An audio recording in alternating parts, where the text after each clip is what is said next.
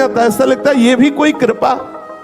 अरे एक बच्चा था, एक परिवार था, उसको भी नष्ट कर दिया, एक कृपा। चलो थोड़ा करके शरीर से खाते पीते थे, भजन पूजन भी करते थे, उसको भी गिरा दिया, रोग दे दिया साध, ये कृपा। साधन भी नहीं बना, ये कोई कृपा है? अपना परिचय नहीं होने असली कृपा है। सबसे बड़ा साधन क्या है? भगवद आश्रय।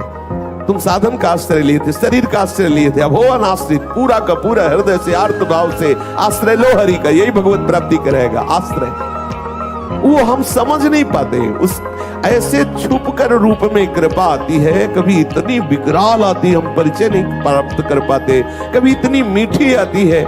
जब मान होता है ना तब कृपा नहीं दिखाई देती, फिर सद्गुण दिखाई देते हैं। लगता है कि हम ऐसा है ना इसलिए मान मिल रहा है।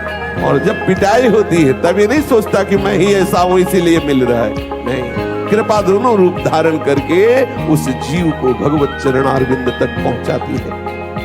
अब ये ऐसे घूंघट डाल के कृपा आती है कि हम देख नहीं पाते कि मेरे लाडली की कृपा है, नहीं देख पाते हैं, हम इसका परिचय नहीं जान पाते हैं। और जिस दिन प्रभु ने देखा कि बहुत घबरा गया तो अपनी कृपा को कहते परिचय दे दे, काहे को उसे तड़पा, परिचय दे दे। जो ही वो अपना मुखमंडल दिखाती है तो वो रो पड़ता है, ये कृपा। अगर ऐसी कृपा ना होती तो मैं आज यहां ना होता, ऐसी कृपा ना होती तो आज मेरा ऐसा भजन ना होता, ऐसी कृपा ना होती तो मेरे हृदय में ऐसी शरणागति ना थी, ऐसी कृपा ना होती तो मैं निर्विकार ना होता, कहीं ना कहीं फंसा रहता। फिर उसे परिचय मिलता, तब वो रोना प्रारंभ करता है, अरे कृपालु मैं तो आपके ऊपर रोष कर रहा था, आपकी तो इतनी कृपा हमारे ऊपर है।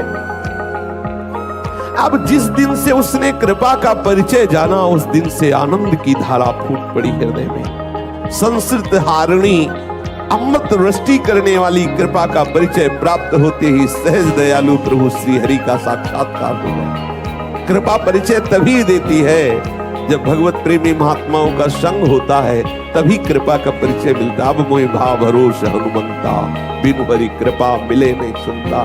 जो संत मिलते हैं तब लगता है कृपा है और धैर्य बंधता है आगे बढ़ने का। सहज में दया सिंधु का साक्षात्कार कराने वाली ये भगवत कृपा है। बड़ी महिमान्वित अद्भुत मुखमंडल में तेज, अद्भुत हृदय में भगवदा आनंद। अब उसे कोई परास्त नहीं कर सकता, ये कृपा वहां पहुंचा दी, अब उसे कोई परास्त नहीं कर सकता। इसलिए भगवत कृपा का आश्रय लेकर के जैसी भी परिस्थिति में हो, जैसी भी परिस्थिति आवे, तैयार रहना। दोनों प्रकार की आएगी, बड़ी अनुकूलता आएगी और बड़ी प्रतिकूलता आएगी। और एक बात समझना, आप अकेले होंगे इस सहने में, दूसरा नहीं होगा। अनुकूलता में तो भले हाथ बटाने वाले आ जाए, लेकिन जलन को बटाने के लिए कोई नहीं आएगा, वो सिर्फ आपको सहनी होगी। पूज्यपाद सिउड़िया बाबा जी महाराज कह रहे, पूरी सृष्टि एक तरफ है और साधक तू अकेला एक तरफ है।